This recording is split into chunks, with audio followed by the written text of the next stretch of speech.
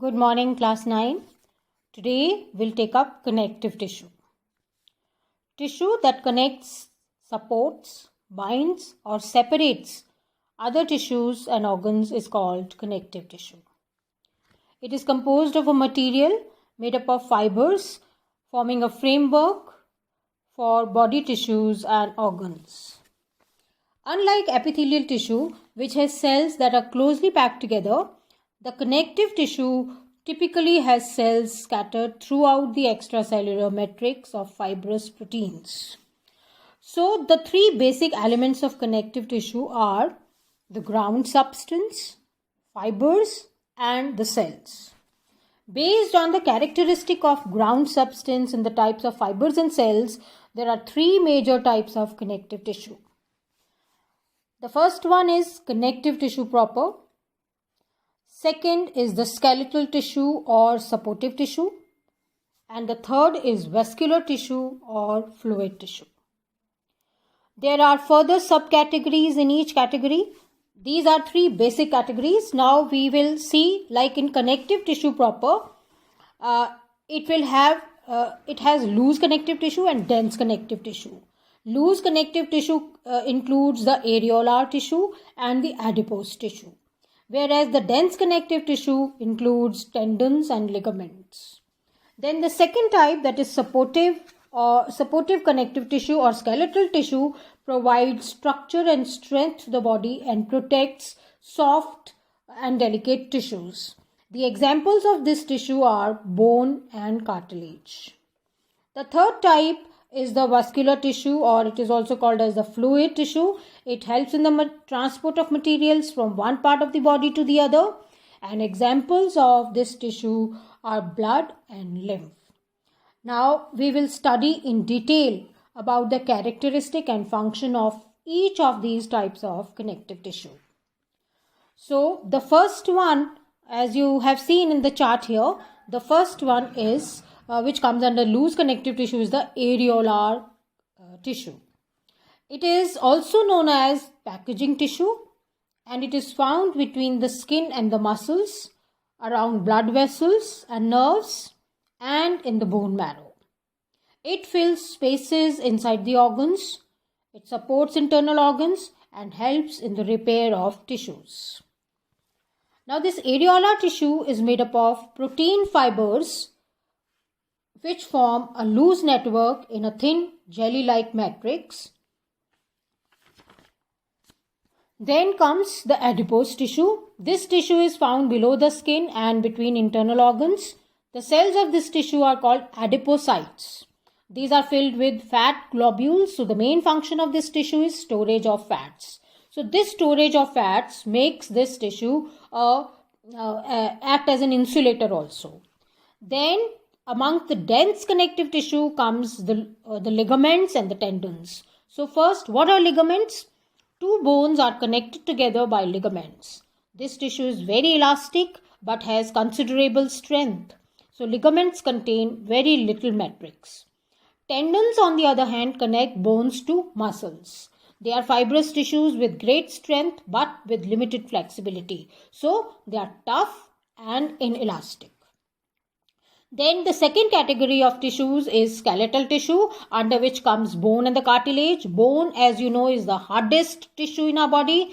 It has a rigid matrix containing collagen fibers embedded in a mineralized ground substance, chiefly containing calcium and phosphorus. The bone cells are called osteocytes, which are located within lacunae in concentric circles around a central canal. Bones form a framework or skeleton that supports the body. It also anchors muscles and supports delicate internal organs. Cartilage is the soft bones, they are called cartilage. This type of cartilage is found in our body parts like nose, trachea, larynx and outer ear. The edges of bones are also made of cartilage, which smoothens the bone surfaces at the joints. Cartilage has widely spaced cells called chondrocytes embedded in a solid matrix which is composed of proteins and sugar. This makes this tissue semi-rigid and flexible. Then the third kind of tissue is the liquid connective tissue, under which comes blood and the lymph. First of all, blood, it is a fluid connective tissue which contains a ground substance which is called plasma, in which are present three types of blood cells: the red blood cells, white blood cells, and platelets. Now, plasma contains proteins, salts, and hormones, and it forms 55% of blood volume. It is slightly alkaline in nature and is faint yellow in color. Now, the blood cells, red blood cells, or they are also called as erythrocytes. They contain a red colored pigment called hemoglobin, which carries oxygen to different parts of the body, and they are the smallest cells in our body, and they are disc-like in their shape. WBCs, white blood cells or leukocytes, are colorless, irregularly shaped cells, larger than red blood cells. And what is their function? Their function is to protect our body from any kind of infection by destroying these harmful microbes or any other foreign material which happens to enter our body. Then platelets are very small cells which help in blood clotting. So the functions of blood are the main function of blood is transportation. What does it transport? It transports oxygen, carbon dioxide, hormones, waste materials like urea, nutrients like glucose and amino acids, etc.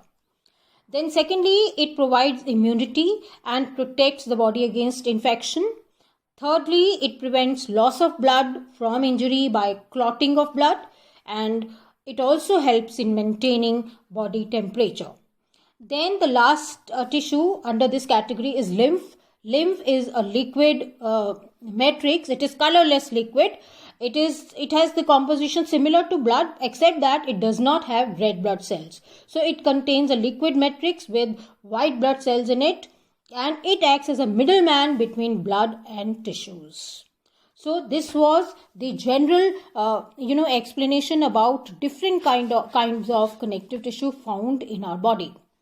So now from this, the diagram which is given here, you can see the structure of each of these tissues. The first one is the areolar tissue, then adipose tissue, then you see the bone, you see the blood, then you see the cartilage, and you see this bones also. So here the next figure here shows the first one is areolar tissue, the second one is the adipose tissue which stores fat, and the next two figures, this which is showing the concentric circle, it is showing the structure of bone, and next to it is cartilage, and the last figure here is showing the different shapes of different blood cells, the red blood cells, white blood cells, and the capillaries. So with that, we come to the end of this connective tissue. Tomorrow, in my next video, we will start with the muscular tissue.